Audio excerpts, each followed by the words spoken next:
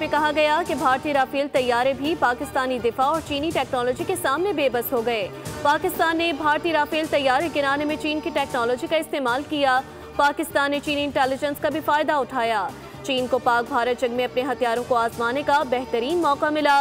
भारत ने एतराफ़ किया कि पाकिस्तान ने 109 मिलिट्री अहदाफ को निशाना बनाया। भारतीय दिफाई लाइन में ऐसी दरारें डाली गईं जिन्हें नई दिल्ली आज तक छुपाने की कोशिश कर रहा है।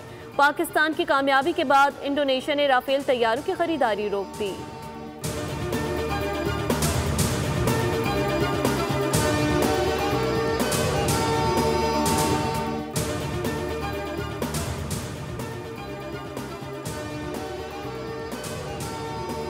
और वज़ीर आला पंजाब मरियम नवाज ने ग्रीन इलेक्ट्रिक बस मंसूबे का इफ्तिताह कर दिया। लोगों के लिए बस स्टेशन बनाने की हिदायत। तकरीब से खिताब में कहा कि काम मेहनत से होता है, जादू टोने से नहीं। जो काम मैंने गिनवाए हैं वो 10 साल में नहीं 1.5 साल में किए गए। पिछले कई साल से अक्टूबर और नवंबर के महीने में स्मॉग का डेरा होता था। रवां साल स्मॉग में 60 से 70% तक कमी आई। लोग कहते थे स्मॉग गन्स का कोई फायदा नहीं होगा। आज मुखालिफिन भी कहते हैं काम सिर्फ नून लीग ही करती है।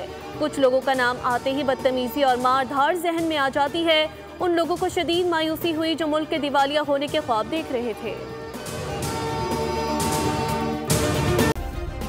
सब्सक्राइब करें और बेल दबाएं ताकि कोई खबर रह न जाए।